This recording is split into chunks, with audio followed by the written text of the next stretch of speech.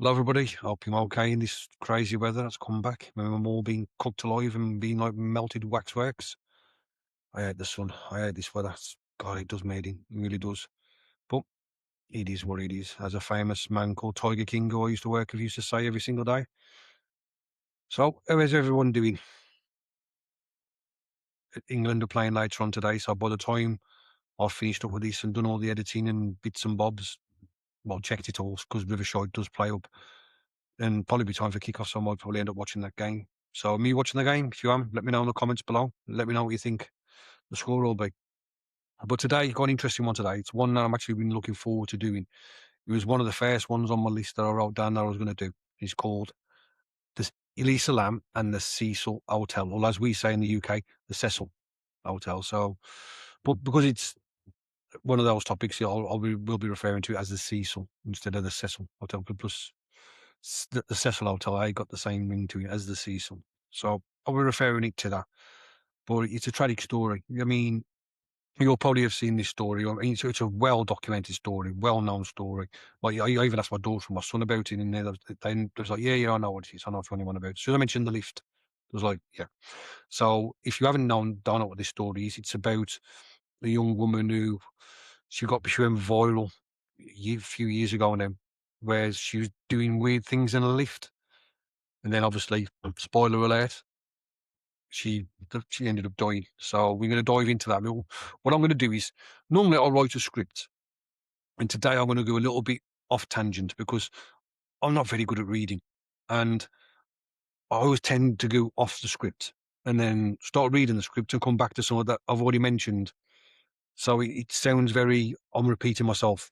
Once or twice I've had to do it, and I've noticed that. So today what I've done is I have written a script, but I've bullet pointed stuff. So it's not like a full script. It's just like there's like bullet points. But there's that much stuff that is in this case because it's kind of like two parts, because you need to know the history of the Cecil. Then obviously you need to know the history of Elisa Lam. So it's kind of been two parts and then they're going to meet together. A bit like Pulp Fiction. There's a couple of stories, this bit here and there's that bit there, but it's all going to join up in the end. And then it'll all come complete. So that's what we're going to do today. But obviously, as first, as I always say, I'm going to get the housekeeping out the way. Get in touch with me at let's talk about pods@gmail.com, or you can get in touch with me at Instagram on let's_talk_about_pods. Thank you very much to Such a Witch Girls, Linz and Nat. They read out my story, my ghost story, so they did a really good job reading that out as well. It was obviously, it's not a nice story talking about like seeing your dad, you know, what happened to my dad. I've mentioned it before on the podcast, so I'm not mentioning it again. And they already say it, and then but they put their spin on it and did it a really, really good job. So thank you very much to Touch Witch Girls for reading my story out. And yeah, had a few comments and all on Instagram as well. I've been talking to a guy called Kilt and the Red. Is it Kilt and Red Necklace? Let me check this. Sure, it was the Kilt and Redneck podcast. The Kilt and the Redneck podcast. That's correct. And they do movie reviews, and they've done a Batman one. They did like a Batman Begins. They did a Batman Dark Knight, and they did the Dark Knight Rises. They did did it really, really good, to be honest. And obviously, me being a big, massive Batman fan, as you can see, there's my tattoo in my arm with my Batman symbol, and boy, do we fall. So we learn to pick ourselves up, tattoo on it. And yeah, I'm a big Batman fan, and I really do like that. So been speaking to them a few times, like a bit of interaction, talking about Batman and stuff and things, and swapping over some things that they didn't know, even though they do know the shit. They read them movie buffs, and they both know the shit. So he's nice talking to them as well. So having a little bit of interaction on them. I've also spoke to a couple of true crime people as well. So kind of again, slowly, step by steps, little steps. One big massive step is an accumulation of many mini steps. And at the end of the day, I'd rather do that. I'd rather just make mini steps, because you can't run unless you know how to walk. It's as simple as that. So that's what I'm trying to do. So slowly, I'm going there. Slowly, the podcast's growing. Even if it just grows by one a week, I'll take that. End of the day, I'm a 40-odd-year-old guy from the Black Country who not many people can probably understand. And if you want to listen to my podcast, then I am really, really much appreciated. Whether you listen to me on Spotify or whether you listen to me on YouTube, it really is much appreciated. And thank you very much. Like I said, and if you want to, if you listen to me on YouTube or Spotify, let me know in the comments below. this podcast and tell me what you think. So, yeah, so you can get in touch with them. Like I said, even if you just want to have a chat, even if you're feeling a bit down and you want to pick me up, or you want a little bit of motivation for the gym, or just want to tell me the show's shit, or you want to tell me the show's good, or you want to give me some future topics, because I have got a lot of topics I want to do, but if there's something that someone wants me to look at, then I will gladly jump ahead and do them topics, no problem at all. So they get in touch with me on that way. So you can let's talk about pods@gmail.com, or let's_talk about pods on Instagram. I joined the world of Twat Talk. By Twat Talk, I mean TikTok. So I joined that last week, and that's a crazy place. That is a strange, strange place. I haven't got a clue what I'm doing on there. I really haven't got a clue.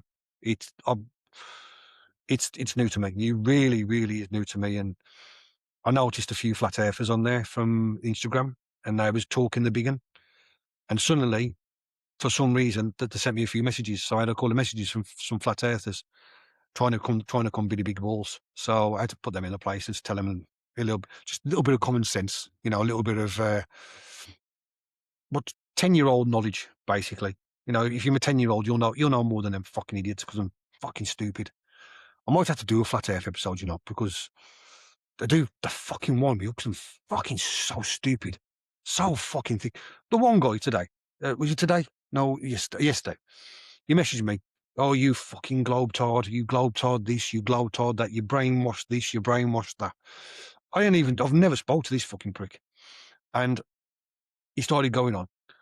And I was just like, here we go. And he said, "You think the sun's 93 million miles away and it's going to burn us? It's a burning ball of gas and plasma and all this shit." And I was like, okay, then tell me where it is. If the sun's not 93 million miles away, tell me then, just simple questions, tell me where it is. And he said it was 11 miles in the sky. So this guy who said I'm brainwashed told me that he's 100% sure that the sun is 11 miles in the sky. Now, I don't know any pilots. I've never met a pilot. I've never known a pilot. And I've been to the RAF place in Wolverhampton. That was me, the missus and Lottie went, and, it was good up there. Really, really was impressive place. But I think if I asked anybody there how high the sun was, I don't think they'd say 11 miles, because as far as I know, well, no, I don't know much. I never claimed to know much.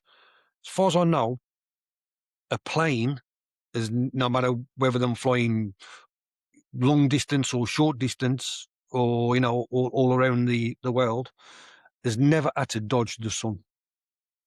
Because if you're only 11 miles up in the air, then the sun would either blind the pilot, or he would have to dodge it. And I've never ever heard of that.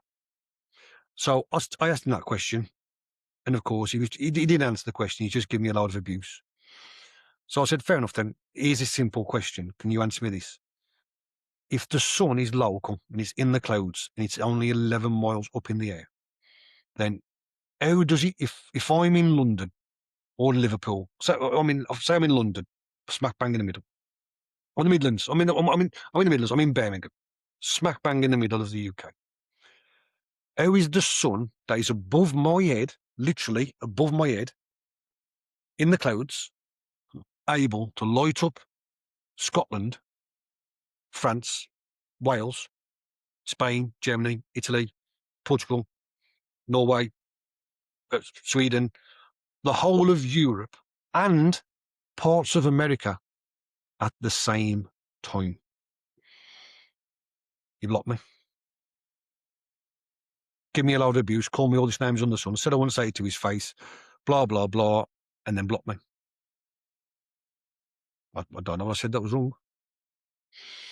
I think I must have hit a nerve, but I think I might have to do a flat earth show one of these days. Now I'm not going to, because I'm not going to give him the fucking, not going to go into it, because it's just a complete load of bollocks. I might just go, here is the top 10 biggest flat earth myths, and here is the bullshit that it is, and here's the common sense and the reality.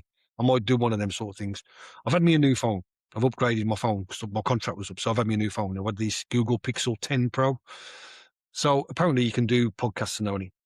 So what I might do is one of the nights, I might try it and try and do. I might do the podcast on it and just see how it goes and see what happens. So I might do that, and just because the camera on this ain't very good, and that's the camera on now is fucking shit. I've seen some videos on YouTube of people recording the podcast on it. It's pretty good, pretty good. Better than this Nokia 3210 shit. So yeah, but anyway, that's me waffling on anyway.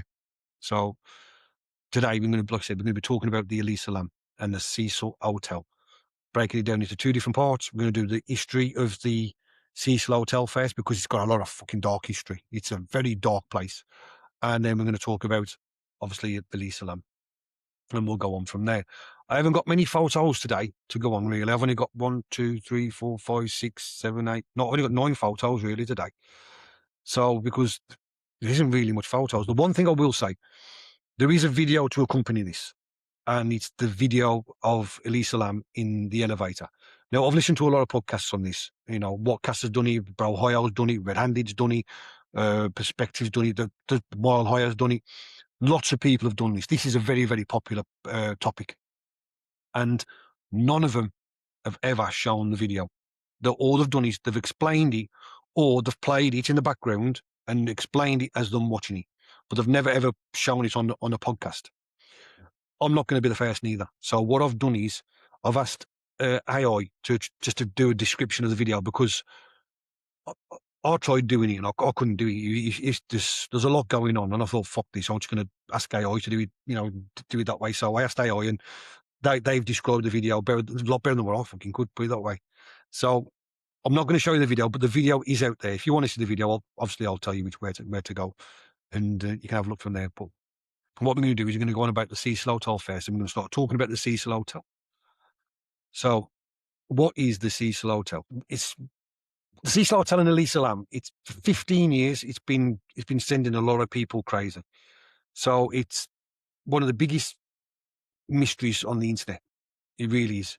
It's in it. I mean, literally before I come on air, I spoke to a guy, and he was talking about it. And someone who messaged me on Instagram, and he was talking about. And he asked me, he goes, "You doing this, the Elisa Lam and the Cecil Hotel?" I went, "Yeah, I'm doing it. Yeah." It was good. I look forward to listening to that. I said, "What do you think happened?" And I was like, I told him what I thought it was. And he just says, "No one will ever know." And I think it's a very, very, it's got a very good point. So, the Cecil Hotel. Here we go. The Cecil Hotel, it's located in the South Main Street in downtown Los Angeles. So, where it's based in, really, it's kind of, there's an area, it's a big, massive shithole. At the time it was built, it wasn't. It was a noise. It was classed as what we would call a 5-star hotel in the UK. I don't know if they do stars in America. I'm not sure. But when it was built, it was like a top of the range hotel. It was for the elite. It was for the wealthy. It was for the best of the best. And it was built in 1924. Big, massive, 14-story hotel.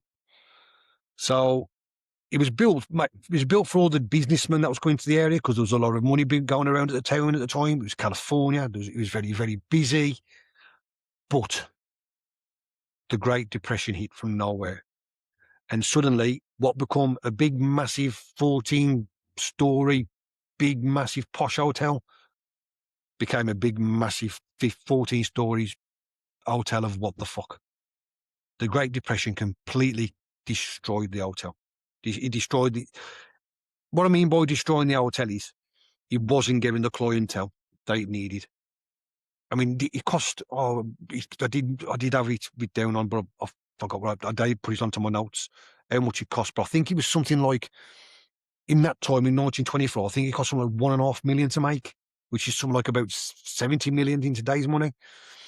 And suddenly, when the Great Depression hit, because he lost all his clientele, everything just went downhill very, very, very quickly.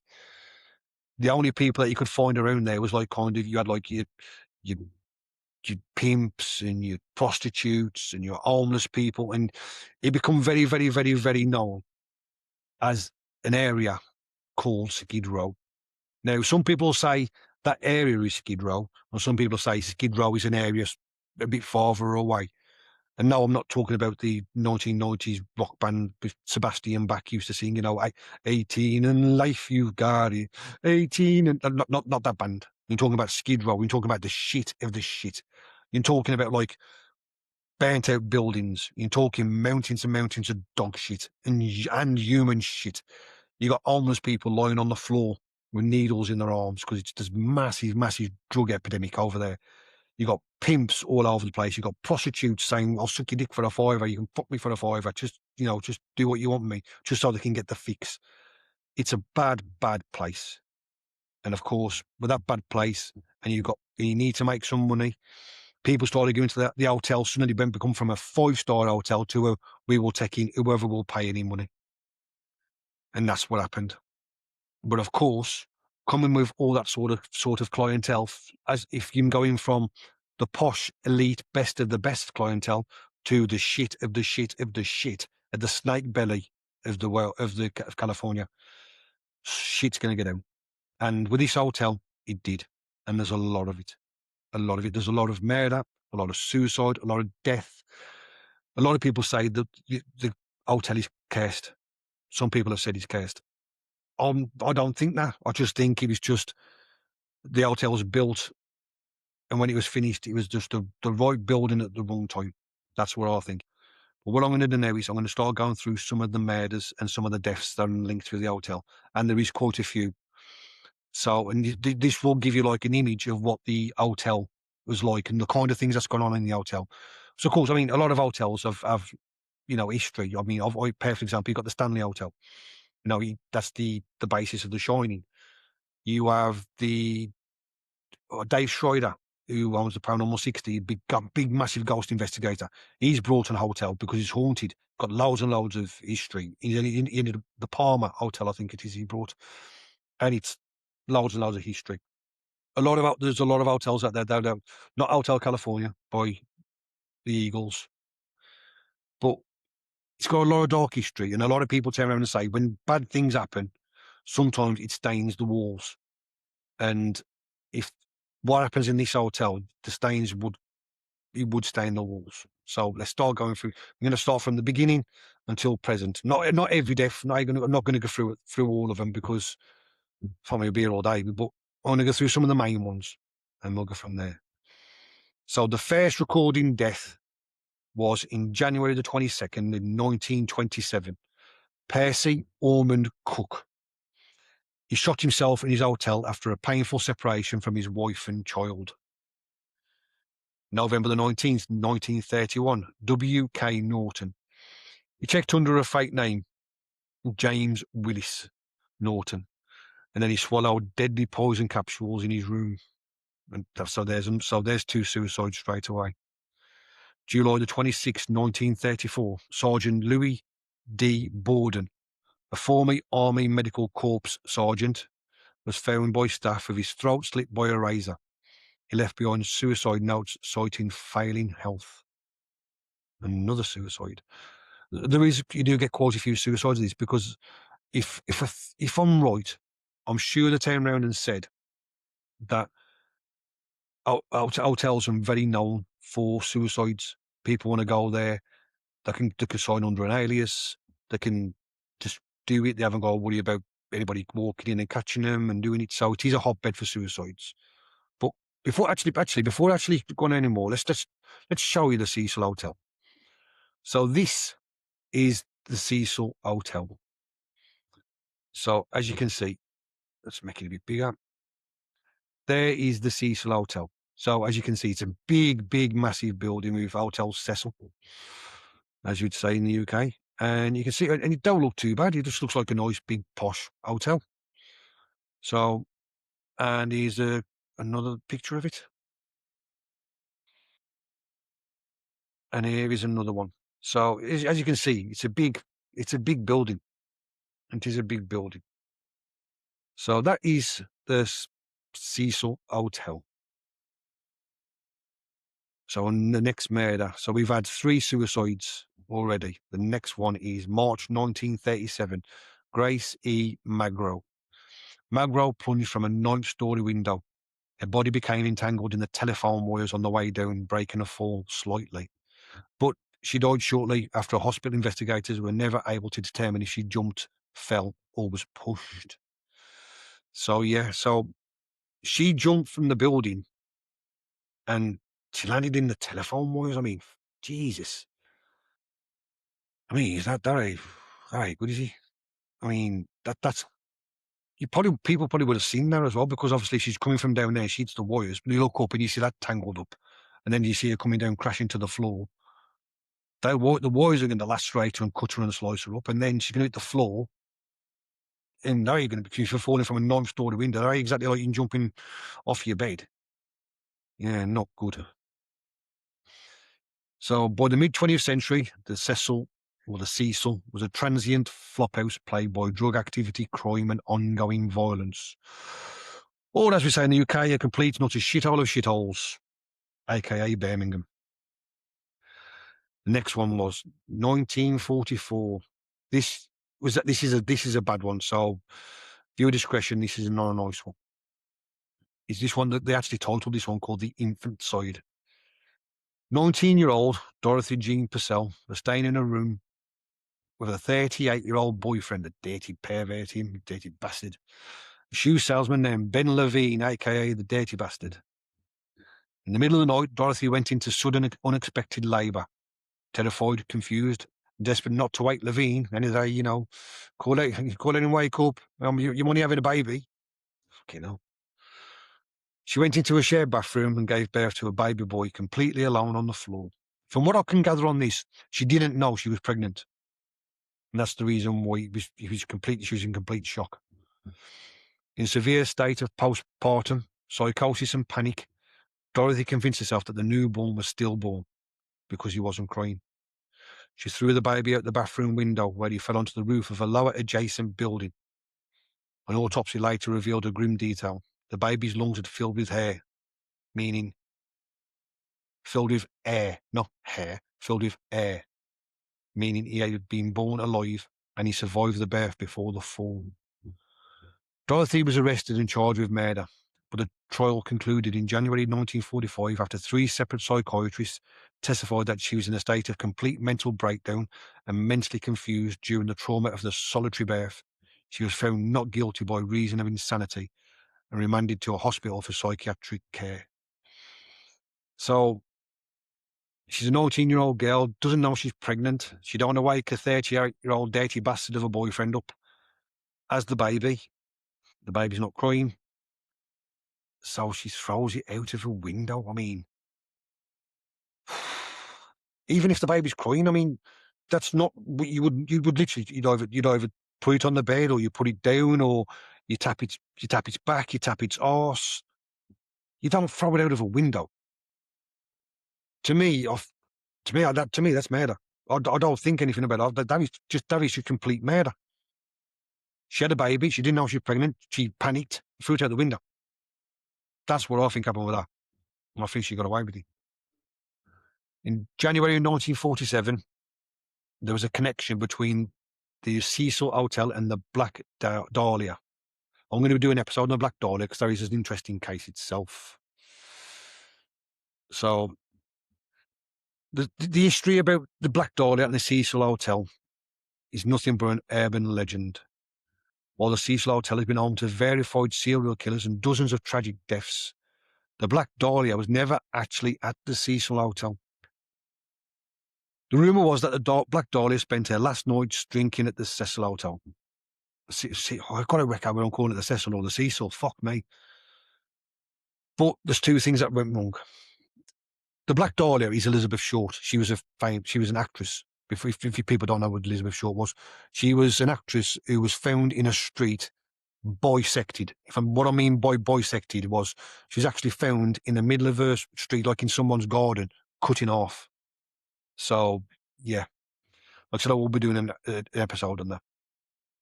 Shortly after Elizabeth Short's mutilated body was discovered in a vacant lot on January the 15th, 1947, a bartender named C.G. Williams at the Dugout Cafe, a bar located right next door to the Cecil Hotel, claimed he saw her during a lost week before her death. Police aggressively tracked down hundreds of these types of sightings all over LA. And like most of them, One was never confirmed and ultimately discarded. So out of all the sightings, they went back and said, this one don't add up, so I'm not having it. An early police report by LAPD officer Myrtle McBride noted that she encountered a young woman on Main Street. That's the street where the Cecil is, and claims she had just left a hotel bar and was running from someone threatening to kill her. The report never mentioned the Cecil Hotel by name, and the woman stated she was going to meet her parents, a detail that didn't match Elizabeth Short, who was estranged from her family. Years later, internet sleuths connected the dots themselves and falsely tied it to the Cecil Hotel. The actual historically verified final location of Elizabeth Short is the Millennium Biltmore Hotel, which is located less than a mile away at the 506 Grand Avenue. So, yeah, so she wasn't there. It was kind of like she got mixed up. Someone thought she was somebody else, really. But yes, but it is another thing. The Cecil Hotel started to get a bit of a reputation. They found someone who's been cutting off and murdered. They saw someone who looked like her, so they put two and two together and got 5. Like flat earthers do. October the 12th, 1962. On the night of October the 12th, 1962, 27-year-old Pauline Otten was staying in the room on the 9th floor of the Cecil Hotel. She was joined by her 32-year-old estranged husband, Dewey. Dewey? Hey, that the bloke off Malcolm in the Middle, the kid. The couple spent the evening in an intense and bitter argument discussing their ongoing marital problems. At some point, Dewey left the room to go out to dinner alone. So Pauline was left in a room on alone, and she made a decision to end her life. She climbed out the window and leaped from the 9th floor. At that exact moment, George Gianni, a 65-year-old pedestrian and local retiree, was casually walking down the sidewalk on Main Street directly below the hotel. Pauline fell 9 stories and landed squarely on top of Gianni. What the fuck? The massive force of the high-speed impact killed both Pauline, Gianni instantly. No fucking shit. When the LAPD arrived on the scene, they discovered 2 bodies lying close together on the sidewalk. Because they were found together, investigators initially assumed that Pauline and Gianni were a couple who had made a tragic pact and leaped out the window together in a double suicide. However, the police quickly realised that this was a freak accident after examining the physical evidence. Gianni was found with his hands still inside his pockets. Had he known he jumped from a building, instinct would have forced his hands out to brace himself for the impact of the fall. Also, Gianni still had his shoes firmly on his feet. Investigators know that if he had fallen the entire distance of 9 stories, the immense impact and velocity would have likely knocked his shoes completely off. The evidence conclusively proved that Gianni was entirely innocent. Passerby who happened to be in the wrong place at the exact wrong time. I mean, fucking hell. Talk about wrong place, wrong time. Fucking hell. Come on, get you better than that. The bloke's walking down the street, minding his own business. He's got his hands in his pocket. He's thinking, you know, what can I do? I need to make me some money. I'm retired. I need to get me a side stream. What can I do? Bang. Some woman lands on him. Fucking hell. That's a bad one. One of the most famous ones people might have known is very, very heavily linked with the Cecil Hotel. Not only is Elisa Lam, but also is this one. June the 4th in 1964, the murder of Pigeon Goldie. Pigeon Goldie Osgood remains one of the darkest, most frustrating, unsolved mysteries in the history of the Cecil Hotel. Like many of the transient guests who checked into the hotel for a night or two, Goldie was a fixture of the community and a beloved long-term resident of the building. Her death marked a terrifying shift in the hotel's history, proving that the violence of Skid Row could breach the hotel's locked doors. What happened was, the reason why she stayed there, after the Great Depression hit, the way it was making money was, it went from being a hotel to basically like kind of like a hostel, apart hole. They call them apart hotels today. And you could, instead of renting a room for a night, you could rent a room for a week, or you could rent a room for a month, or you could rent a room for 2 months, 3 months, 4 months, and basically end up living there. And this happened to a lot of people. A lot of people started living there. I think he was really cheap. If I remember right, he was like less, for a month would be like, for a week, sorry, a week would be less than $10. You know, that's how desperate it was. And Pigeon Goldie, I think she'd been living there for about 3 years.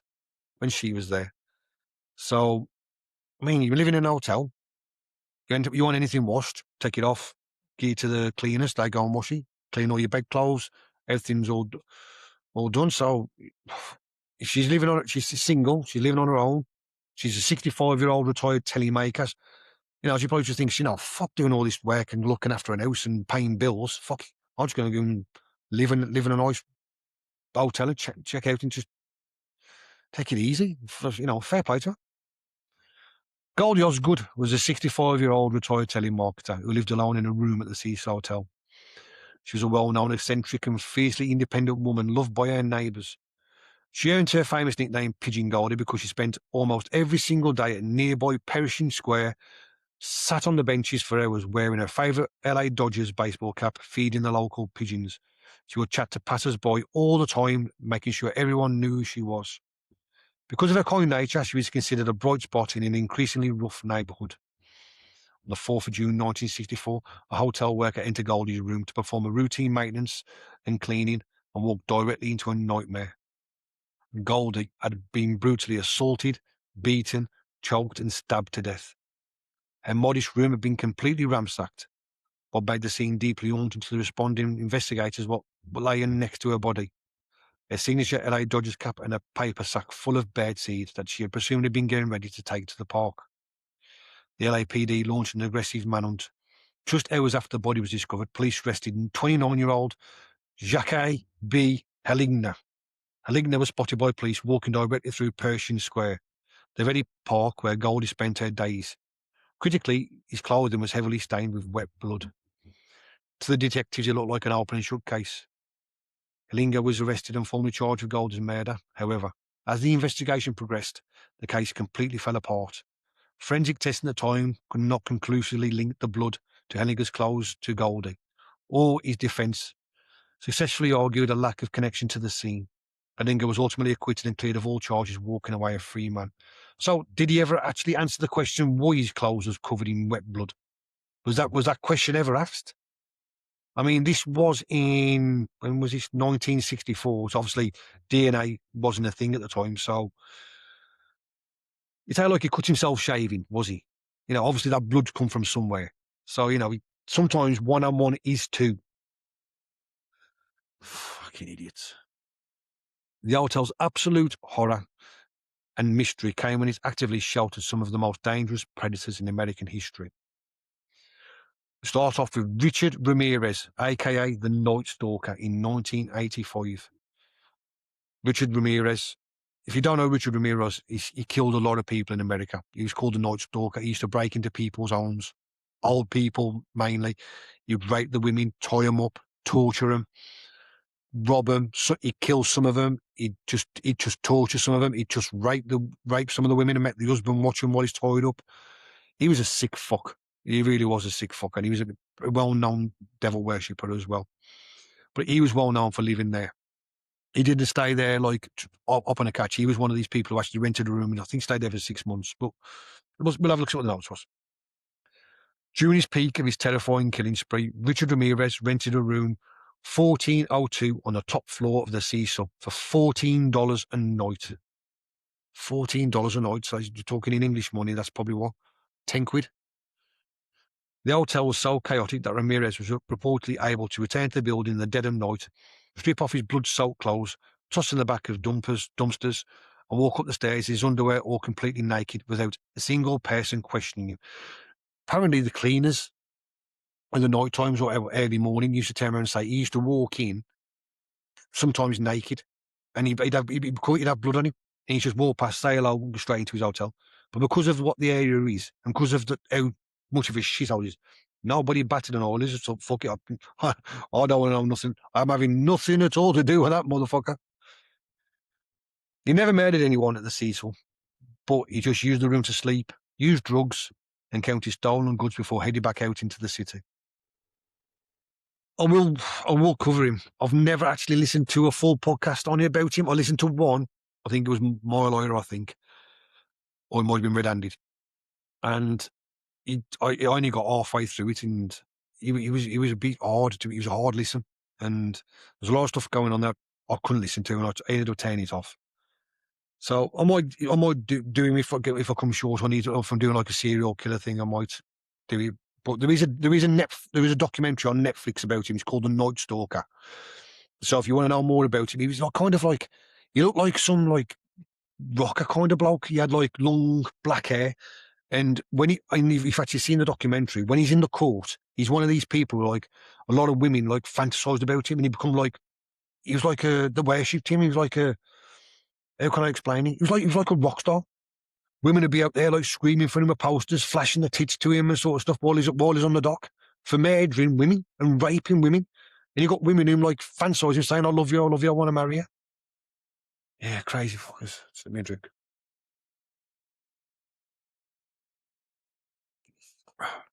On the old Lucas today, try and give me a bit of energy.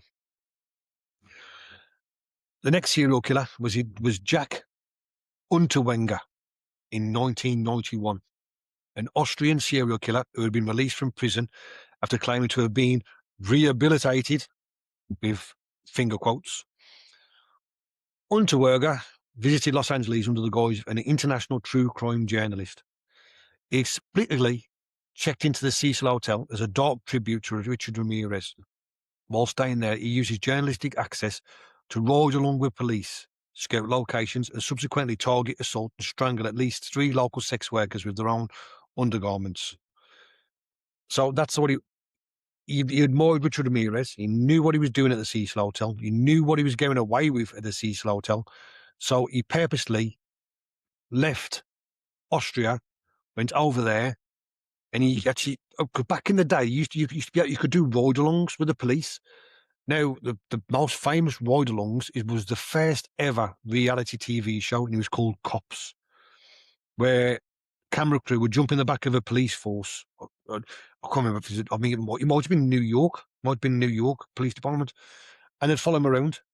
You know, he used to come on. It was one of the big main things. My mate was the first one to ask Sky Pez.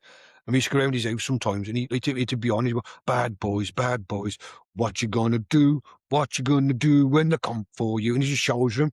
The coppers would jump out the car, and then they'd show you them jumping out with a camera, running down the road, bouncing left, right, and centre with the camera, chasing them. And then obviously the talk about what happened afterwards. Yeah, but it was the first ever reality program, that was. Cops. God, you're talking, when was that?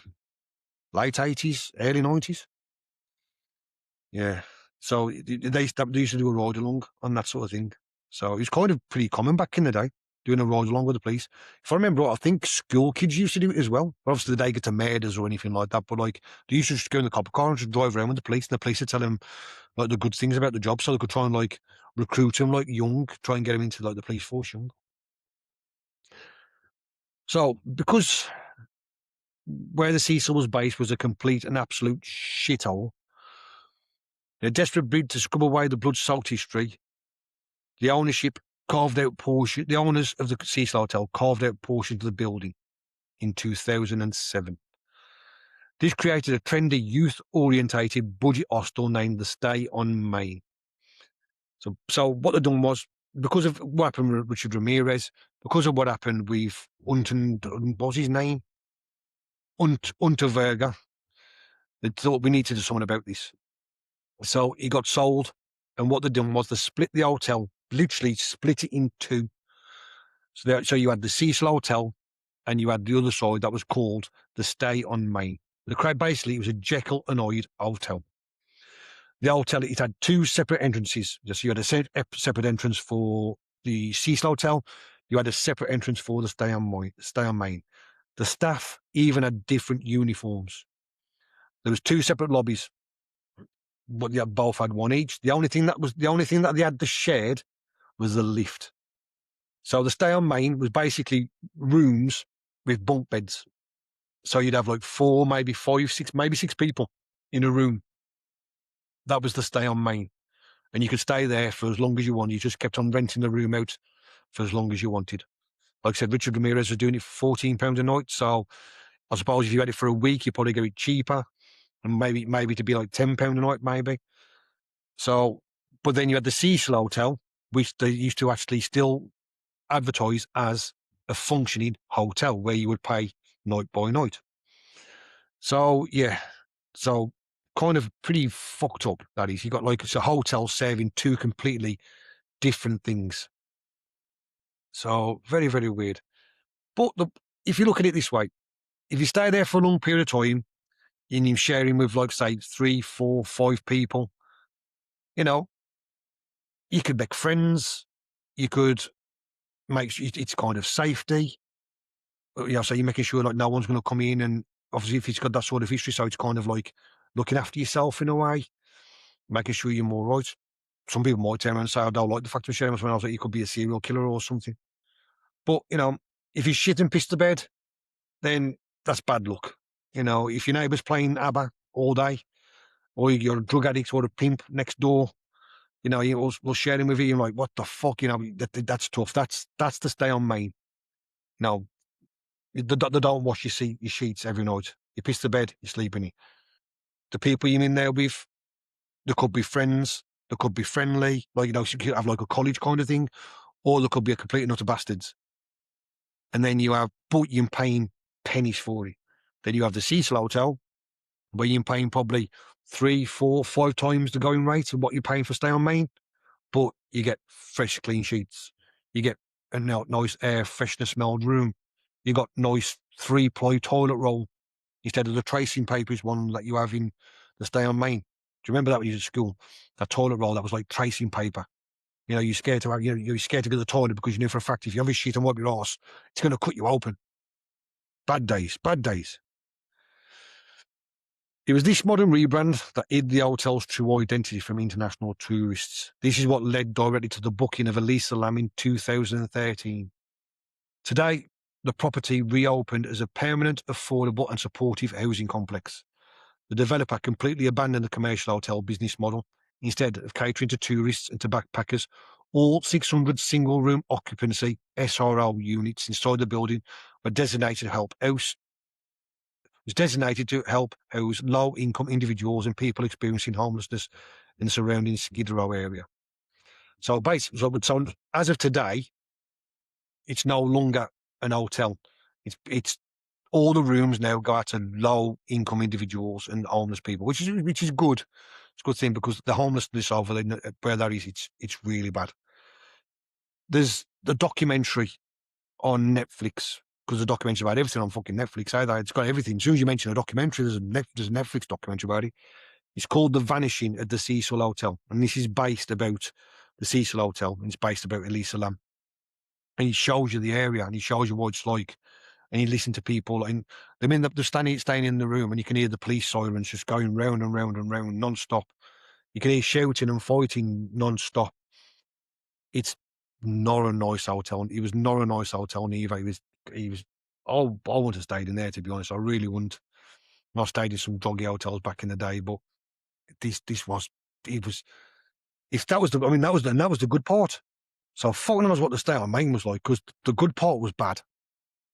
So, yeah, interesting point. The Cecil Hotel was the actual inspiration for the American Horror Story Hotel. Now, I've never seen none of the American Horror Stories, but a lot of people go on and say that they aren't good. And it's all like it's different themes on every season. And on the American Horror Story, the hotel season, that was based on the Cecil Hotel, that was. So, yeah, another thing as well, on that documentary that's on Netflix, to speak to a lot of people, as I said, the ex-manager comes on. And she said she was the manager for 10 years. And she said she can probably roughly recall over 80 deaths while she was manager. 80 deaths in 10 years. So you're talking what? That's like one every 6 weeks? One every 7 weeks, maybe? 8 weeks? There was like, so every 6 to 8 weeks, you've got a murder, a death from natural causes, or a suicide. That's a lot to get your head around. I mean, would you say that history would stay in the building? Would all those suicides stay in the building? The Pigeon Goldie murder, the infant side, what happened with the girl, the guy who was just in the wrong place a long time, that woman killed herself and jumped on him. I mean, that's a lot of bad juju going to one place. It's not good. But like I said, that's the history of the Cecil Hotel. And like I said, you can either watch The Vanishing at the Cecil Hotel, which is on Netflix. Also, Ghost Adventures did a investigation at the Cecil Hotel. And of course, Zach Baggins and his crew went there. And of course, Demons was coming up and Richard Ramirez and pentagrams was supposed to have been found and all this shit. So take from me what you want, because like I said, when it comes to Ghost Adventures, in the early days, he was all right. But when Nick Groff left, and they started going down the demon route instead of ghosts, yeah, he went a little bit bullshit, if you ask me. So it's on there if you want to watch that. So you've got two things you could watch. One, there's shitloads of documentaries you could watch if you want to go on YouTube. Loads of people have done this. You've got the Netflix documentary, The Vanishing at the Cecil Hotel, and you've got the Ghost Adventures, The Haunting at the Cecil Hotel, that's called. But now we're going to talk about the other part of the story. We're going to talk about Elisa Lam. So I'll show you a picture of Elisa Lam. So this is Elisa Lam. Here she is. There she is. Just like just a normal, happy young woman, to be honest. You know, there she is. Got a nice big scarf on, big massive smile. Yeah. And there's another picture of her. Must have been going through a grunge phase because you've got a check flannel shirt on there. Maybe she liked Nirvana and Soundgarden. But yeah, it's just, a young, happy girl, happy woman by the look of it. But obviously, there's different sides of the story, and if anyone, most people will know this story, knows that isn't the actual case of what happened. So, who was Elisa Lam? Elisa Lam was born on April the 30th, 1991 in Vancouver, British Columbia. She was a daughter to immigrants from Hong Kong. Her parents, David and Yin Na, owned and operated a popular local Chinese restaurant called the Paul's Sub Shop in Burnaby, just outside Vancouver. So, hang on. So it's a Chinese restaurant and it's called the Paul's Sub Shop. What the fuck? It's a Chinese restaurant. You call it something like, I don't know, Lowe's Garden or Chopsticks or, something like that. Jade's Garden. So you call them something like that. You don't call them Paul's Sub Shop. That's not a Chinese restaurant. That's like a rival to Subway. Oh, Elisa grew up in a traditional, tight, knit, and deeply protective household. She was incredibly close to her parents and her sister Sarah, and her family knew her as the sensitive, affectionate girl who was ambitious but often put immense pressure on herself to succeed. In 2013, Elisa was a student at the University of British Columbia in Vancouver. However, the university experience was far from easy. Elisa had been diagnosed with bipolar disorder, and she also suffered from severe depression. Bipolar is characterized by intense cyclical shifts in mood, ranging from deep, vegetative depressive episodes to severe manic episodes that can include racing thoughts, hyperactivity, and if left untreated, psychological delusions and hallucinations. To manage her illness, Elisa was prescribed a strict daily cocktail of medications, including, now I'll do my best to pronounce these, Wellbutrin, which is an antidepressant, Lamictal, a mood stabilizer, Seroquel, an atypical antipsychotic, and Effectin, another antidepressant. Never heard of any of them. Never heard of any. What we have in the UK, we have cocodamol. That's all the doctors give us. I've got the shit, some cocodamol. I don't feel too well. I've got thyroid kidney stones. Here's some cocodamol. Oh man, I feel really bad, doctor. God, I think I broke my shoulder. Here's some cocodamol. I'm happy today. I mean, I'm feeling really down. You feeling really down? Had some cocodamol. Well, I've had some naproxen. Yeah. Because of the severe toll of the disorder took a big, massive effect on her coursework for a university. She had to register for fewer classes, and she ended up taking lots of leave of absence because this made her feel frustrated, and she was falling behind her work, and she was also losing contact with her peers. Elisa found an outlet for isolation online. Under the username Nouvelle Nouveau, she curated an oily active Tumblr blog. Now, I don't know what Tumblr is. I think it might be something to do with blogging or vlogging. Tumblr, I don't think it's around anymore. Her blog was a stunning raw window into her mind.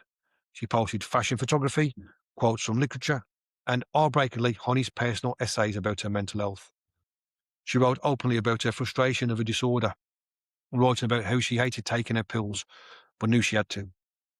In one particular point in post from 2012, she wrote, "I spent about 3 hours today crying because I felt like a failure. If someone says to you that you have a mental illness, you immediately think, oh, I'm crazy. But it's not like that. It's an everyday battle." That's a deep quote. There's a lot beyond that quote. Now, you might take that as like ramblings from someone who's feeling a little bit down, but there's a lot in that quote. If you've been in that frame of mind and you've been down and depressed and not been in a good place, you will completely understand that quote. You really, really would. If you haven't been, you just think, oh, it's just ramblings from a nutcase. Go and take your pills. No, that's deep. That's a deep quote, that is. So, I mean, all she was just a student. She dreamed of travelling, working in fashion, and seeing the world beyond Vancouver. But because of her illnesses, she was always held back. So in January 2013, Elisa decided she needed a fresh start. She planned a solo trip down the coast of California, which she playfully dubbed a West Coast Funk Tour. Not fuck, funk. She wanted to clear her head, gain independence, and visit museums and cities she had only seen once. So bring on the West Coast Funk Tour. Her parents were deeply anxious about her travelling alone because of a bipolar disorder. But to ease their minds, Elisa made a strict pact.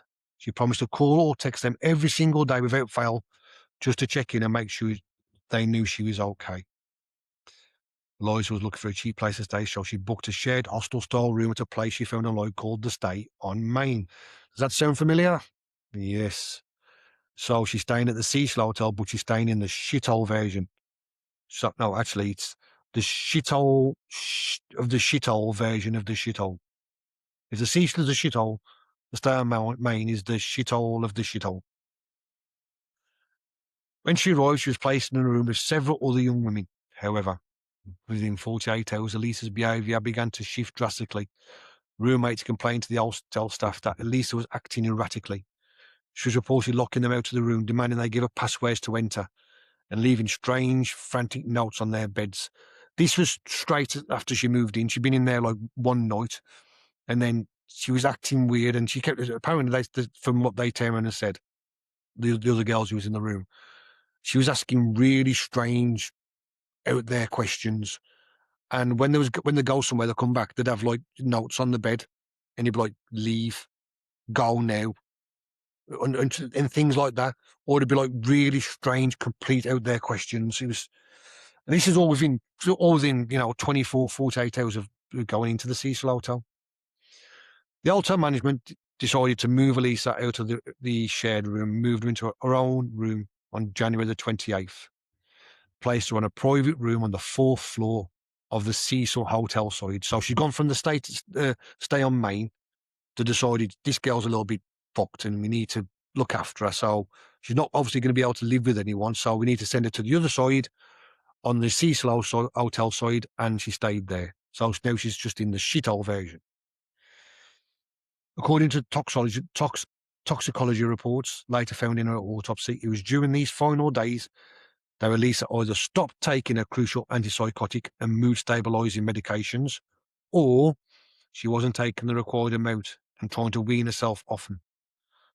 Of course, this wasn't a good thing to do, and now she's not on the pills that will keep her level. Anything can happen, and it wouldn't be the good side of anything either. And this set the stage for the disorientated walk to the elevator of the night on January the 31st. So let's break this down. She's moved down there because she wants to have a bit of like a fresh start, get a bit of confidence and do a little bit of solo travelling. She's gone into the stay on Main. It's not gone down well at all. She's not working well with others. So they've moved her to the Cecil Hotel side. She stopped taking her medication, which is antidepressants, antipsychotics, and that's not good. These are not even if she wanted to come off them, you can't literally go cold turkey on them. You have to wean yourself off them. The doctor has to medically wean you off them sort of tablets. You can't just go cold turkey. Not after you. I mean, who knows? I don't know how long she's been taking them, but I'm assuming it's been for a while. So they ain't going to be part of your daily system. So you come off them straight away, shit's going to get downhill fast. And of course, this is what leads us to the elevator video. As I said before, I am not going to play the elevator video. I have seen it numerous times. And if anybody wants to watch it, just click on YouTube, type in Elisa Lam elevator video, and you will see. It is strange. When you watch it, you're thinking, what the fuck's going on here? Because it's hard to make out what's going on. But if you know the story and then watch the video, it kind of makes a bit of sense. Especially if you know about the fact that she's come off a medication and the fact that she's not in a very, very good mental place. So, as I said, I'm not going to show you the video. I am not. No other podcasts are showing the video, so I'm not going to show you the video. Maybe there might be something. There's a reason behind it. So I asked AI to explain it for me, and it's based on the elevator footage is the surveillance footage from actually inside the elevator. So it's not what someone's took of a phone camera or anything like. It's actually the CCTV inside the elevator. So this video is the last time anyone will ever see Elisa alive. So for a family who she was super close to, this is Elisa's last recorded moments. So that's a hard thing to watch because this is not a nice video to watch, especially as you know what the outcome is going to be. It's not a very good picture. It's not 4K HD. It's 2013 elevator footage. And this is what you will see. So you go on YouTube, you click on play, and you will see this picture. First of all, you will see this picture. As you can see, she's I think she's got like red, like Converse boots on. She's got a skirt, some tights, a red hoodie, and she's like hiding up the corner where like the buttons are. The buttons are like up the corner. She's like hiding from there. So that's what you would see. So if you click on YouTube, that is the image you'll see. And as you can see, it's not the best footage. But then you obviously see the rest of the video. This is what AI told me. Well, Gemini. Elisa enters the elevator from the left side of the frame, wearing a red zip-up hoodie, a dark skirt and sandals. Oh, well, looks like Converse to me. She walks casually to the control panel, bends down slightly to look closely at the buttons, and presses a column of several buttons from top to bottom. She then steps back into the rear corner of the elevator cab, waiting for the door to close. So she hasn't gone down and pressed one button. She's pressed numerous buttons at the same time. Kind of like bump, bump, bump, bump sort of thing. The elevator door remains completely wide open. As seconds tick by without the door moving, Elisa's behaviour rapidly shifts. She tenses up, steps forward and bends over at the waist, peering frantically up and down the hallway. She then darts back into the elevator, pressing herself flat against the corner wall next to the control panel. That's the picture I've just showed you. As if she's actively hiding from someone tracking her down the corridor. Elisa steps out into the hallway again and begins moving in a bizarre, almost rhythmic fashion. She takes a few sideways, erratic steps. Her hands then begin to move in a highly fluid, wave-like motion with her fingers splayed wide apart. It's very weird and odd, and you have to see to understand it. It looks as though she's either conducting an imaginary orchestra or having an intense conversation with someone standing just outside of the frame to the left. She kind of like does this thing, like look, she does this with her fingers and then starts doing that. So if you get your fingers and wave them in front of you, like up to down, and tenses them out, it's like they're stretched. Some people even said like her fingers elongate. I don't see that, but I think it's just a trickery of the camera, that is. Finally, Elisa walks out of the frame into the hallway to the left, her hands still moving oddly. She never re-enters the shot. A few seconds after she leaves the elevator door, which had been open for nearly 3 minutes, he finally closes smoothly. He cycles through opening and closing several more times on his own, completely empty.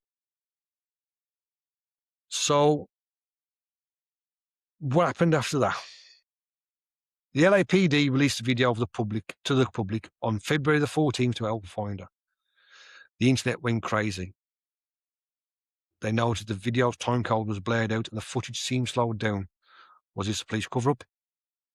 People on the internet argued that the elevator video shows she was clearly interacting with a killer or a ghost. However, the reality of the video is explained by a combination of a severe psychiatric crisis and the mechanical function of the hotel elevator. So, when the police released the video, because obviously I'm going to get onto the deeper story, but the police released the video, and when they did, of course, the internet knows everything, and everyone on the internet, them never wrong. They said it was this happening and it was that happening, but looking back now, it can be explained. So why didn't the door close? People have looked at this footage over and over, zooming it in and out and cropping and all that shit. And obviously some people ain't got a fucking job and need to get one, because if they've got that many time to go around fucking around and zooming in and out, get a fucking job. Well, some people did do it, and this was what they found out. According to a close video analysis by the people who haven't got a job and sit around in the piss-stained pyjamas all day, they was looking at the hotel layout, looking at blueprints, and this is what the order of the buttons that she hit. Now remember, she's on the 14th floor, so she pressed 14, 10, 7, 4, M for mezzanine, B for basement. She also pressed door hold, which is located at the very bottom of the column. The most critical part of her pressing these buttons is she hit the door hold button. This explained a major early mystery of the footage, and that's why the elevator doors remained wide open the entire time she was behaving erratically and peering into the hallway. The elevator was simply following the command to keep the doors open for a set duration before resetting, moving to the selected floors after she had left. So what explains Elisa's erratic behaviour? To a viewer unaware of her medical history, Lisa's movements look supernatural or terrified, and I admit, first time I saw it, I thought, what the fuck is that? That is some weird fucked up shit. But I didn't know the backstory. I just saw the video. But viewed through the lens of bipolar manic psychotic episode, which was triggered by her stopping a medication, her actions are textbook signs of a severe paranoia, auditory hallucinations, and spatial disorientation. She was frantically hiding from talking to hallucinations created entirely by her own fractured mind. So, because Elisa and her parents had made a strict pact to check in every single day, the family soon noticed her absence immediately. Now, the last time anyone saw Elisa alive was January the 31st, 2013. And, of course, she failed to call or text her parents that night, so they knew something was wrong.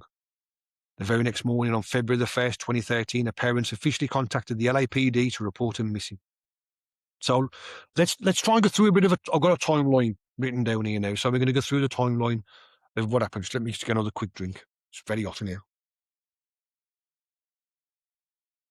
It's very hot. It was really hot in here. I've got the fan on, and it's 10 to 11 at night, and it's still fucking hot. It's bastard weather. So, February the 1st, the missing persons report was filed.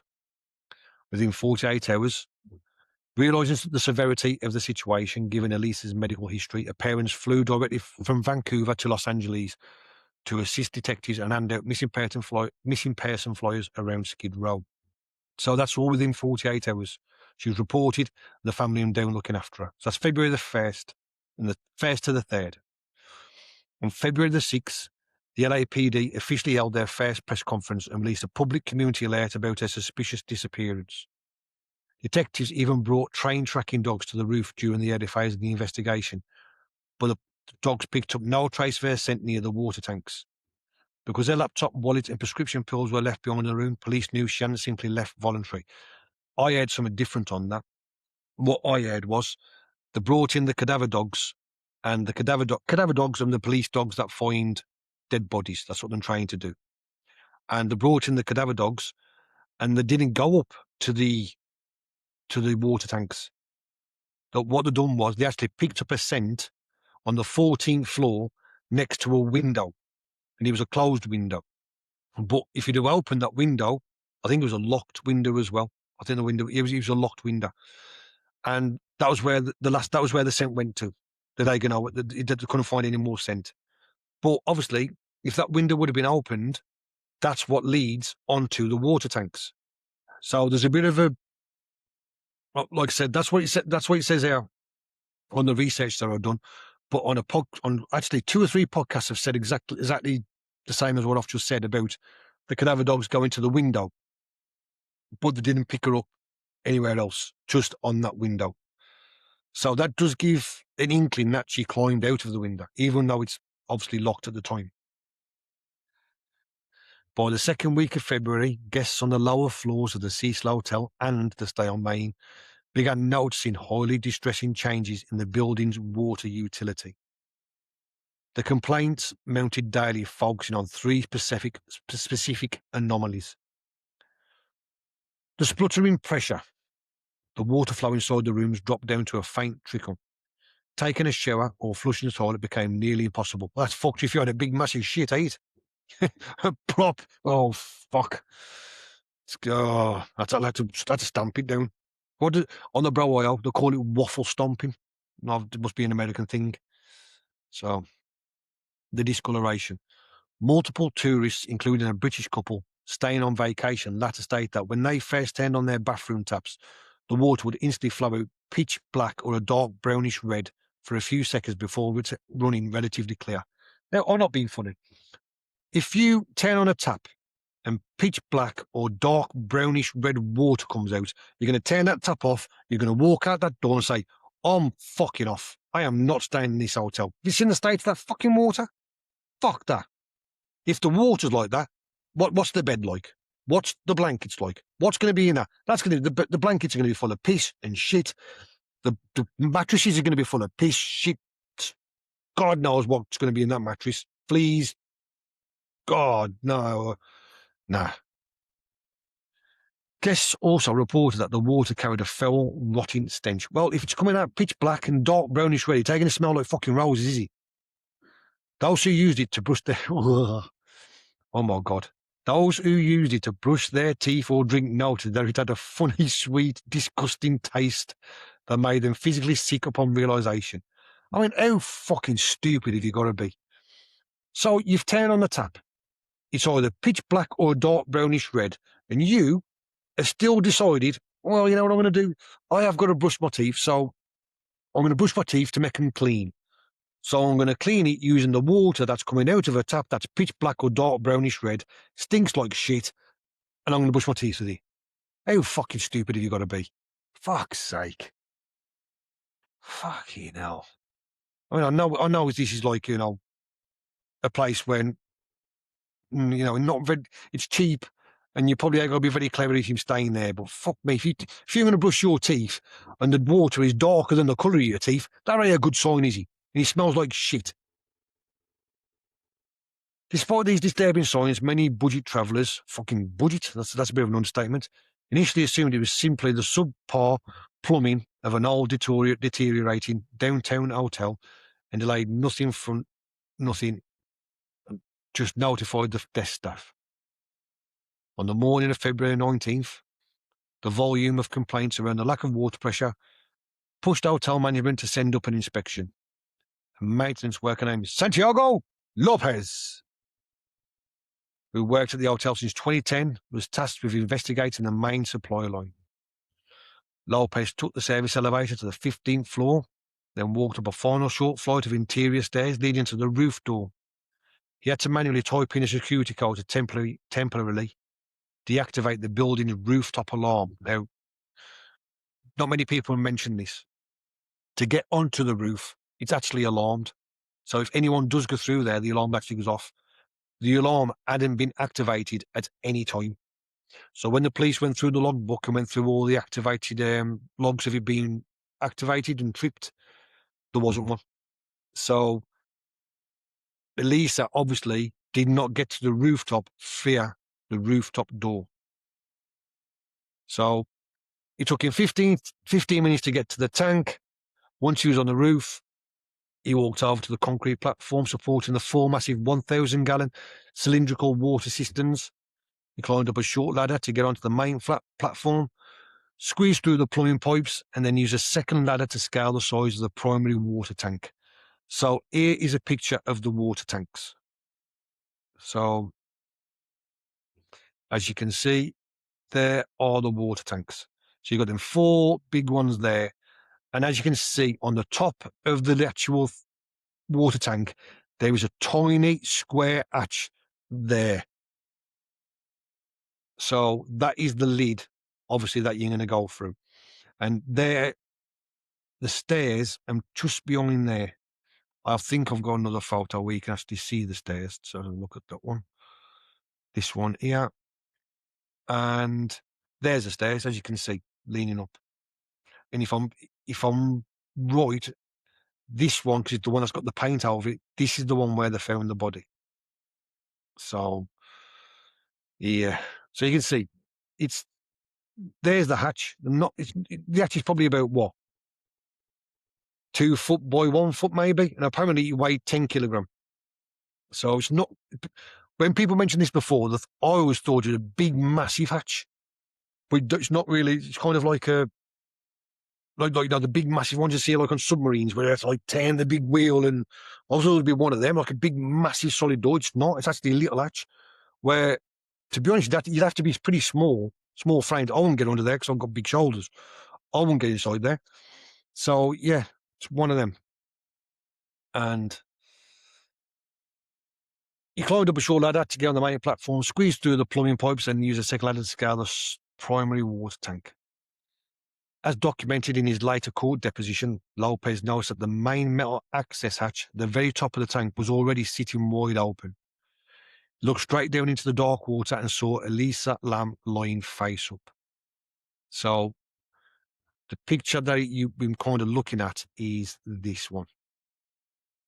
Yeah, so there's some pictures there from the lift. There is what they did. That's how full it was when they actually cut it open. And they cut it open via the side. So that big hatch there, the big white one, that's not what it is. But obviously that one there, and I've got another picture here, which is this one. So this is what he saw. He looked through the hatch. It's computer generated, but you can get the gist of what it is that he looked at, and that was what he saw. That's not. There's the hatch that's square there, and he looks down, and there he sees Elisa Lam. God, must have been shocking. That must have been bad. The water level inside the tank had dropped significantly due to weeks of usage by the guests below, leaving their body floating roughly in 12 inches from the top rim. Because the main maintenance hatch was open, it was too narrow to safely extract their body without disturbing the scene. The LA Fire Department had to bring heavy power tools to the roof, slicing open the thick metal side of the water tank to retrieve her. That was what I just showed you in that photo, with that cut on the side. So they took her out via the side, not the top. If you want to view a breakdown of how the timeline unfolded and see the layout of the rooftop where the worker made the discovery, you can watch the bizarre death of Elisa Lam video on YouTube. That's where you'll get more of that information. Because the hotel's 4 water tanks actively supplied water to the guest rooms, the kitchen and a coffee shop, a major public health response was triggered immediately. Do not drink order. No shit, Sherlock. The LA County Department of Public Health immediately ordered guests not to drink or cook or wash in the hotel water. I'm not being funny. If you've just found a body in the water tank and you decide to stay in that hotel, that's a little bit fucked up. You'd be like, what, you got a woman dead in that water tank? Fuck that. I'm out of here. This is a 1-star hotel. I'll go find me a 2-star hotel down the road. I'll phone the Eagles and say, where the fuck's this Hotel California? Fucking show me the way. The majority of the hotel's guests checked out or were located to other hotels. See, that makes a bit more sense. But it was only the majority, not all of them. Those few who chose to stay were focused to sign legal waivers acknowledging their health risks and were given water. The hotel was required to hire a water treatment specialist to completely flush, disinfect and sanitize the building's entire plumbing infrastructure. Initially treated as a highly suspicious death, it took months of the LA County's coroner's office to release their definitive findings. The autopsy found absolutely no evidence of physical trauma, weapon marks, sexual assault, or signs that she attempted suicide. They actually even used a rape kit on her to see if she'd actually been raped and dumped there by or something, and it all come back clean. Toxicology tests returned clean for alcohol or illegal recreational party drugs like ecstasy. However, tests did reveal traces of her prescription medications. Crucially, the levels of those medications in her system were abnormally low, indicating she had been under-medicated or had stopped taking them altogether. In June 2013, the founder in February, the founder? The death was officially ruled as an accidental drowning, with her bipolar disorder listed as a significant contributing factor. Investigators concluded she likely suffered a severe psychotic episode which led her to climb into the tank. Elisa Lam's parents filed a wrongful death lawsuit against the Cecil Hotel, alleging negligence for failing to secure the roof and the water tanks. I mean, there is a chance that if she went up to the top building, the top floor, and if Santiago Lopez was doing his checks, maybe he left the window open. Maybe he left the door open and she just sneaked out and he didn't see her. I mean, that's a possibility. But obviously, she didn't go through the door because the alarm was never triggered, and no one saw her going through the window. So, but it's a possibility. However, in December 2015, so 2 years later, Los Angeles Superior Court Judge Edward Halm dismissed the lawsuit entirely. The judge ruled that the hotel could not be held legally liable because her death occurred on a restricted roof area where guests were not permitted, making the tragedy something the hotel could not have reasonably foreseen. While some former guests did file lawsuits against the Cecil Hotel over the biohazard crisis, such as the suit filed by 2 guests seeking a refund for their $150 room fee, medical expenses, and unspecified damages, £150 a night. So the Cecil Hotel, so if the room in Stay on Main is like what, $14, $15 a night, the Cecil, so the shit out, so the good part, the 1 star, that was £150 a night room fee. The final payout amounts or details of a class action settlement were never made public. So that's the death of Elisa Lam, and that's the history of the Cecil Hotel. What do you think happened to Elisa Lam? Do you think it was a psychotic episode? Do you think she murdered? Let me know in the comments below. Would you stay in the Cecil Hotel, even for £150 a night? Fucking hell. It's an expensive night, that is. Let me know in the comments below whether you'd stay in the Cecil Hotel. So now what we're going to do is we're going to break down the conspiracies about Elisa Lam's death and what happened, and a lot of things. There's some weird. What's the word? Weird. What's the word? Weird. Don't take conspiracy. It's weird coincidences. Coincidence. My mind went blank then. Coincidences to this case. So the first one, the lid was actually open. Early media reports mistakenly claimed that the hatch was found closed. However, Santiago Lopez, I wonder if there's any relation to Jennifer, the hotel maintenance worker who actually discovered the body, stated under oath in court documents that the hatch was completely open when he walked up to it. This completely removed the mystery of how a lid could be closed from the inside. Number 2, roof and tank accessibility. Many argue that the roof was completely locked down and alarmed, and that the tanks lacked a permanent ladder. The fact. While the main interior doors to the roof were locked and alarmed, the hotel's exterior fire escapes were completely accessible and unalarmed. An LAPD scent hound tracking. So I'll read that again. An LAPD scent hound tracked Lam's scent all the way to the window leading directly to one of these fire escapes. This is what I talked about earlier. While there was no fixed staircase up to the cylinders themselves, there was a maintenance ladder on the side of the platform. The framework allowed access to the top of the tanks. The ladder also helped contribute to this. Ultimately, the LA County Coroner's Office ruled her death as an accidental drowning due to her severe bipolar disorder. When off her medication, she experienced severe manic episodes and paranoia, which is visible in the viral elevator footage, which investigators believe drove her to seek out a hiding place on the roof.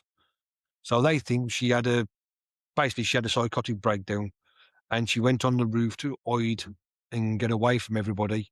And she saw the hatch open on the tank and thought, no one's going to find me in there, so she climbed in. Here is a strange one, a strange coincidence, a very, very strange one. The tuberculosis test coincidence, the Lam-Elisa protocol. Perhaps the most bizarre and far-fetched conspiracy is the biological warfare theory. Around the time of the death, there was a major tuberculosis, hashtag TB, we call it over here. This was a massive outbreak in the Skid Row area near the Cecil Hotel. Conspiracists noticed a staggering coincidence. A prominent test used to screen for tuberculosis is called the Lam-Elisa test. So it's spelled the exact same, Lamelisa, the exact same, it's just the other way around. So there being Elisa Lam, it's the Lam-Elisa test. This stands for something really, really fucking long. So I'll break it down and I'll try and say it as one word. It's the lipo, ara, bino, manan, enzyme, linked immunosorbent assay. So let's try and break that down into one word. The lipo-arabino manan enzyme linked immunosorbent assay. Imagine saying that when you're pissed. Wow. But it's a good one for Scrabble though.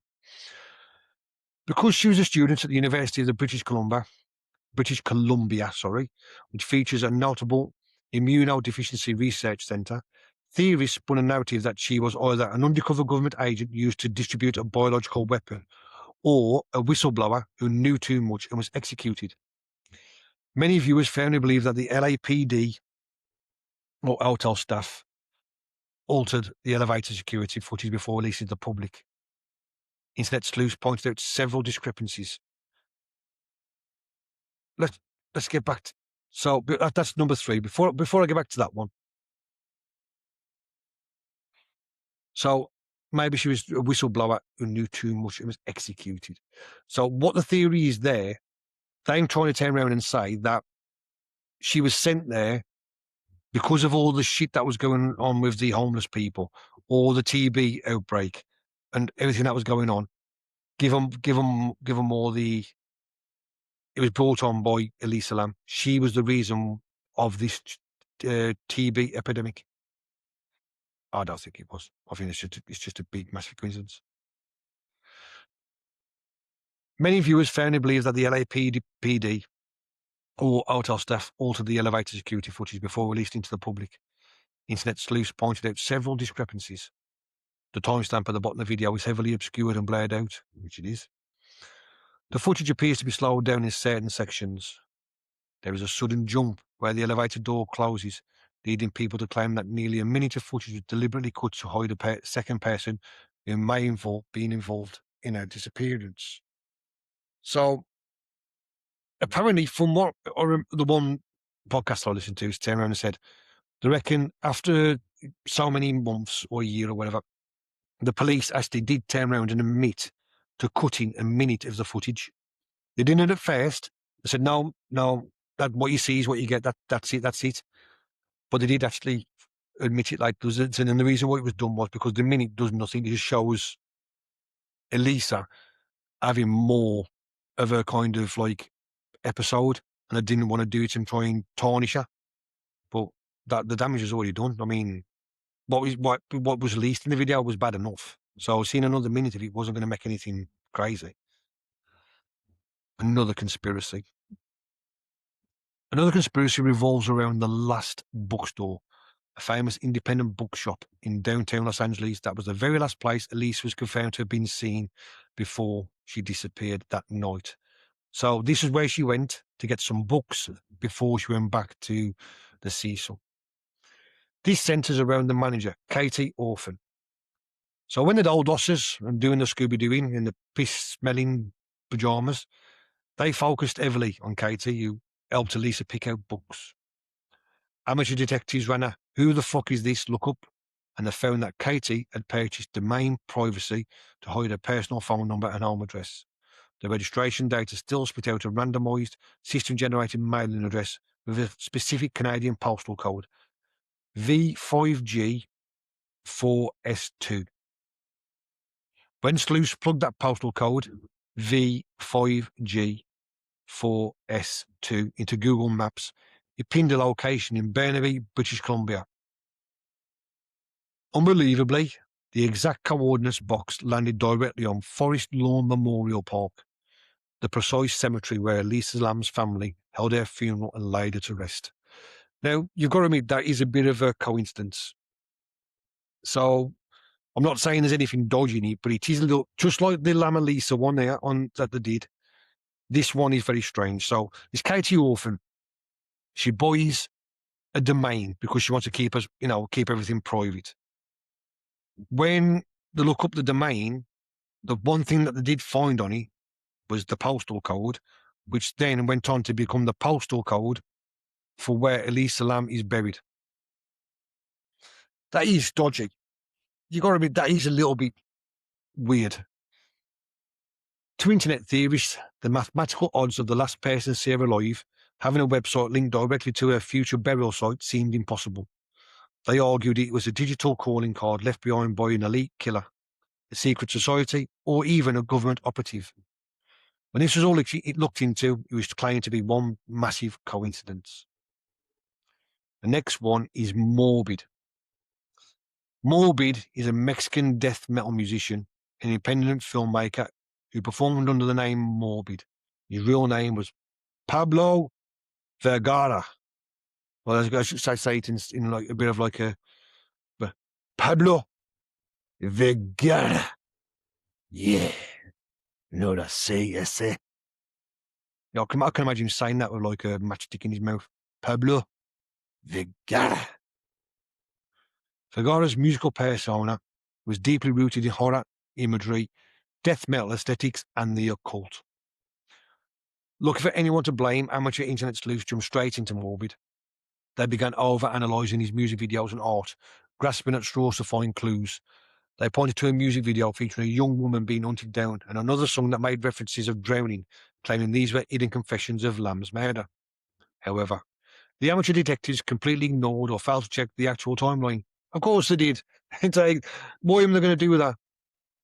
They say them truthers, but they don't want the truth. That's the problem, because if they do get the truth, then they can't go around internet sleuthing. They've got to wash the piss-stained clothes and they've got to get a fucking job. Fucking idiots. While Vergara had indeed stayed at the Cecil Hotel, his visit was in 3 days during 2012, an entire year before Elisa Lam even checked in. At the exact time Lam went missing and died in the early 2013s, Vergara was in Mexico working on his album. He had official recording studio logs and passport stamps proving he was not even in the United States. Despite zero physical evidence and a flawless alibi, the internet mob mercilessly targeted Vergara. Thousands of people flooded his social media accounts with death threats and vitriol. Cyber sleuths successfully flagged his channels, leading to his YouTube, Facebook, and email accounts being permanently banned or suspended, effectively erasing his digital life and destroying his music career. The harassment was so severe and relentless that Vergara suffered a severe mental health crisis and attempted suicide. Vergara's story was later heavily highlighted in the 2021 Netflix docuseries Crime Scene: The Vanishing at the Cecil Hotel, and he was completely vindicated, leaving behind a chilling, cautionary tale of how online hysteria can destroy an innocent person's life, especially if some doldosses wearing piss-stained clothes. So yeah, he's the dude. I've got to admit, in the documentary, they do target him a lot. He is a very big part of that documentary for some reason, and I don't know why. But if you're making your name's Morbid for a start. I mean, you could call yourself if Pablo Vergara, so you Mexican death metal. So you could call yourself, I don't know, what do you call yourself? The dark gringo. I am the dark gringo, or the dark iguana, something like that, or not call yourself Morbid. That'll help. And then when you add the fact that you use a lot of horror imagery, you're a death metal band, and you like the occult, they don't all turn in, but they all look good. They all do look good with the word morbid. So maybe, you need to have a bit of a look at yourself in the mirror on that one. So I don't agree with you. I think it's wrong what they did, but you don't help yourself neither. So next one, the real life dark water copycat. Sleuths noted eerie, almost identical parallels between Elisa's death and the 2005 horror film Dark Water, an American remake of the Japanese film of the same name. So the release was in 2005. Elisa Lam happened in 2013. Dark Water, I'm sure that has got Jennifer Connelly in, who was in Labyrinth. And she's a good-looking woman. In the movie, a young girl named Cecilia goes missing in an apartment building. Residents complain about low water pressure and dark, shit-tasting water. And her body is eventually found decomposed inside the rooftop water tank. The shocking similarities convince some theories that a copycat killer targeted Elisa to meticulously recreate the film. Or, what it might be the fact that maybe Elisa Lam saw that video. I mean, this is a Japanese film, and Elisa Lam, was it Chinese heritage or Japanese heritage? She has got the Eastern, heritage. So maybe she actually saw that film, and when she went on the top, maybe she saw the water tanks and did that. I mean, that could be something.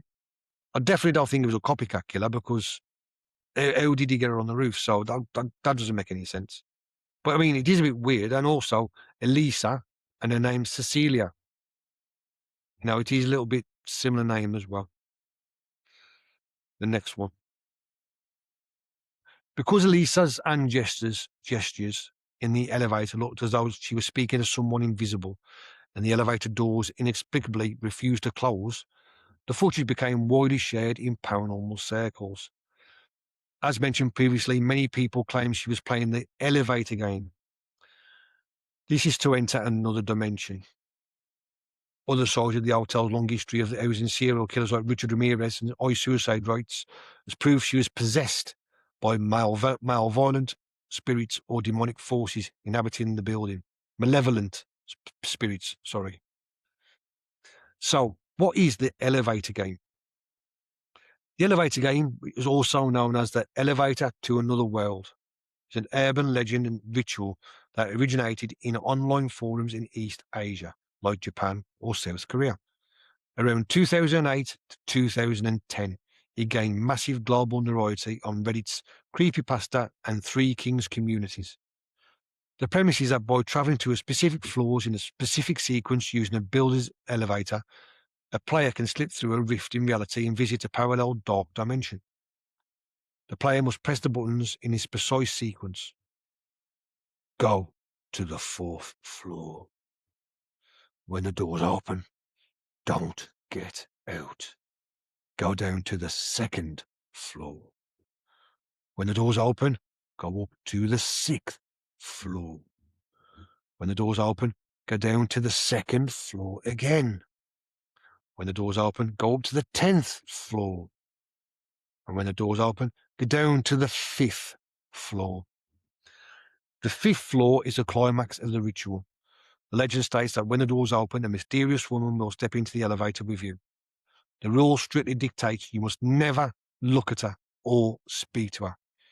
She is said to be a supernatural entity, and acknowledging her will trap you in her world forever. Once the woman enters, the player must press the button to the 1st floor. The ritual works, the elevator will ignore the command and instead begin ascending to the 10th floor. If you hit the button or any other floor during this ascent, you can abort the game.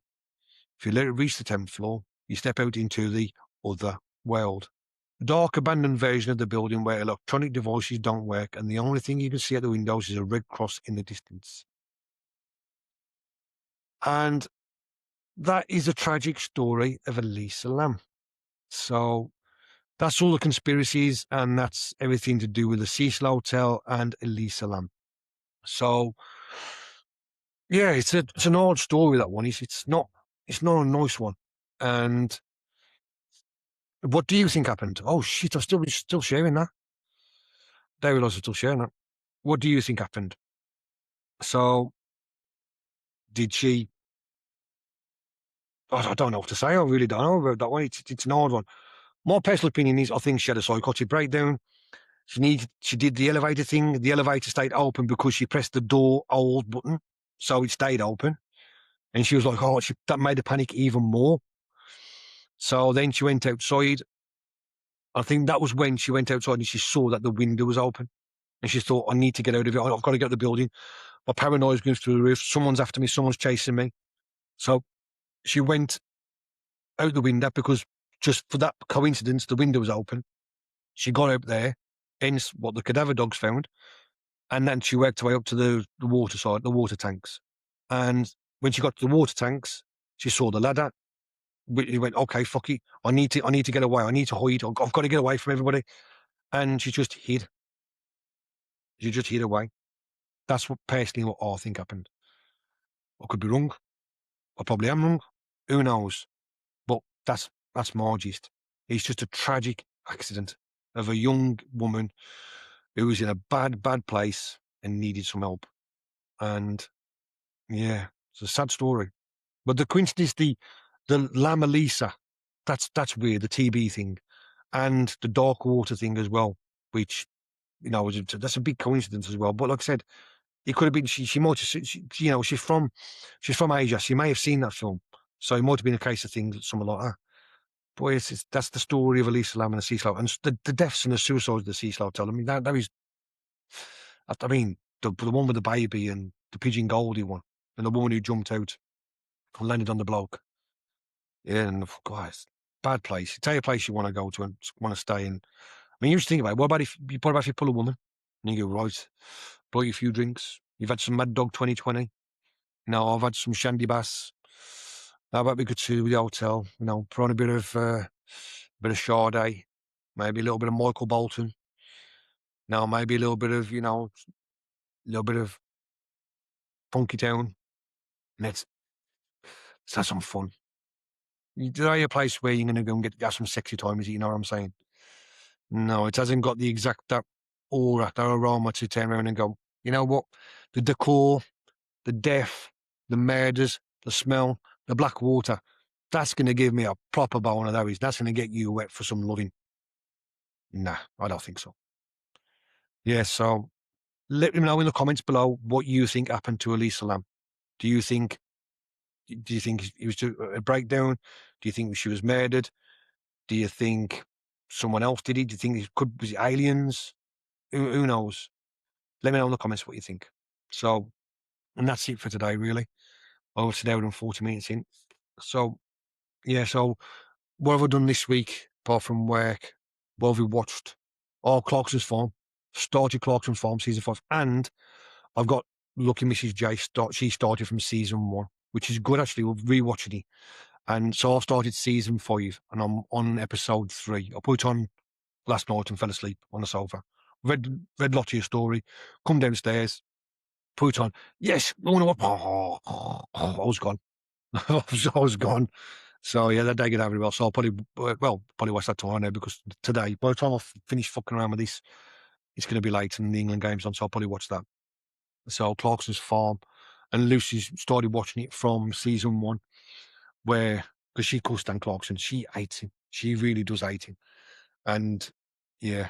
But I said to her, "What do you think?" And it goes, "It's watchable," which means yeah. You was going to watch this and say 10 off after half hour. I knew you was, but you're getting into it because it is it's brilliant telling. Really, really is. God, I love Clarkson's Farm, but I like Jimmy Clarkson. Yeah, is he an arsehole? Yeah, he's a big fucking arsehole, arrogant bloke. But Clarkson's Farm, it's Top Gear, one of the best programs ever. I can still watch them today religiously and still piss myself laughing at them. And Clarkson's Farm, it's just what I like about Clarkson's Farm. He talks about money and the financial effects that a lot of things happen of, like how it's hit the economy and how it's hit farmers so bad. And he also tells you how much expensive things are. You know, if you, like on the one episode today, he made like a track. So that's cost you 370 quid. And he digged an hole and went, this is probably going to cost you 15 grand because you digged a pond. You know, stuff like that. So it shows the financial hit farmers have. And I said to Lucy today when we was watching the one episode, I said, farmers, you know them. Everyone knows farmers are hard workers. 24/7. When you watch and see the things that they do, farmers, you know, fair play to you. God, I mean, you've got some balls on you. Even the women have got big balls on them. They've got to have to do that job because fucking hell, they work hard. They work hard and they work long hours and they don't get paid. They might be asset rich, mean like the property and the land and the machinery. So they might be asset rich, but money in the bank, I don't think they have much. So, you know what, and Clarkson's farm highlights all that. And there's amounts of stuff that shit they had to go through as well. Especially how the government have fucked them over this year as well. So yeah, Clarkson's farm. Have you watched anything else? The missus has been watching a film called The Prisoner on Sky, and she said that's really good. She said that is really, really good. She really got into that. Said that's very, very good. But I don't know. But one thing I have done, I listened to the Batman thing on the kilt and the redneck, and I know this is just for me. This is being a Batman fan. They've released a trailer for a new Batman cartoon. Now, when I say the Batman cartoon, it's not for kids. Well, kids can watch it, but it's an R-rated, R-rated and 18s over the UK, I think. And it's the Batman Nightfall. It's about Batman when he fights Bane, and John Paul Valley comes over and takes over the Batman mantle while he recovers from Bane breaking his back. That's a dark fucking storyline. That is really dark. And the reason why I talk about Batman is because I think I'm going to do a Batman episode, and this is going to be for me more than anyone. So yeah, I'm going to be doing that. I think I might be doing a couple of weeks' time. So I think I'm going to be doing that because I like Batman. Batman's very. Like I said in today, I've got where is it? The tattoo there. As you can see, I'm showing people my tattoo. Oh, my tattoo from last week. There's my tattoo from last week. It says, "Let my arms be the place you feel safe in." It's a picture of an grown-up's hand holding a baby's hand, well, a youngster's hand. So, yeah, that's a song. That's the lyrics from a song from an artist called Forrest Black. And the song's called If You Love Her. And it's a beautiful song. It's one of my favourite songs. And them lyrics, "Let my arms be a place you feel safe in," that means a lot to me. Personally, to me, it means something to me, that them lyrics do. Just like the words, "Why do we fall? So we learn to pick ourselves up." It means something to me personally. And that's why I've got to get them not written on me because, and the fact that it's a mom or a dad holding the child's hand. Yeah. The old tattoo means a lot to me. It's simple tattoo. To be honest, day here, really, really day here. But it meant a lot to me. And I messaged them and mentioned them the other day. Such a Witch Girls, thank you very much. I listened to your episodes from episode 1 and went through your back catalogue while I was having that. And I was laughing while I was having the tattoo. And the actual tattoo, he said, "Are you okay?" And I went, "Yeah, why?" He said, "Not many people laugh when they're being tattooed." I was like, it's right. I was listening to a podcast. So, Such Witch Girls, thank you very much for getting me through my tattoo. So, yeah, but really, not much has happened else, really. It's just work. Work's really, really busy. Really busy. And when you're working outside in this heat, it doesn't help. It just gets hard. It really does take it out of you. I do a physical job, very physical job. So, yeah, it's not good. Not good at all. Well, I think that's it, really. I haven't really watched anything else on telly. I haven't got anything else coming up. Next week's episode, I haven't got a clue. I don't know what I'm doing next week. I might phone Brad Thomas and my mate Rebecca Dawson and see if they want to do that horror show, that horror episode about all the horror films. Or if someone else wants me to do a topic, let me know and I'll jump that to the top of the list. The other thing might be I might do maybe Fire in the Sky or Bob Lazar. Maybe. I'll see what I feel like when I come towards it. I'll probably, after I've done this one and tomorrow I'll have a think about it when I'm at work tomorrow to get me through the day. then I'll probably make a decision. So, as I said, that's it for today. If anybody wants to get in touch, if anybody listens to this podcast and wants to get in touch and do a collaboration, or wants to join in on one of my episodes, whether you're a listener or anything, please just feel free to comment me. I would love to do one of these episodes with someone. Whether I could either jump in yours and assist. You could lead the episode, and I could join in and things, or I could host it and you could jump in and chime in with your input, or if you want to do it both together, I would gladly do that. Whether you're a podcast or whether you're just a listener who's like, Neil, I've got an idea. Can we do the Sally House, or can we do Trans Allegheny Lunatic Asylum, or can we do OJ or Ted Bundy or Dennis Nielsen, something like that, or Ed Gein? Yeah, fine. Absolutely, let's do it. You get your research done. I'll get my research done. We'll meet up. I'll send you a link. Click, click, click. Bum, bum, bum. And we'll just chat, have a laugh, take the piece, and we'll get it from there. So if anybody wants to do that, you or anyone is free to just message me, and we can have it. Whether you're a podcast, whether you're a listener, I don't mind. As long as we have a laugh, as long as it's fun, as long as we have a laugh, that's all that matters. And we put out a good show for everyone to listen to. And that's it for this week. I mean, it's been that much of a shit show. I haven't even got a Sunday roast, because our Sunday roast will probably be the eat. Another week of constant headaches, another week of drinking shitloads of water and going to the toilet 47 times because you've drunk about 8 litres of squash. Ugh. No, I'm not looking forward to this week. Not looking forward to this week. Looking forward to the end of the month. I've still got 3 days off. I'm really looking forward to the end of the month. So that's it. So as of now, I'll see you later and have a good one. And let me know in the comments what you think happened to Elisa Lam. I'll see you later. Thanks for listening to me. Adios.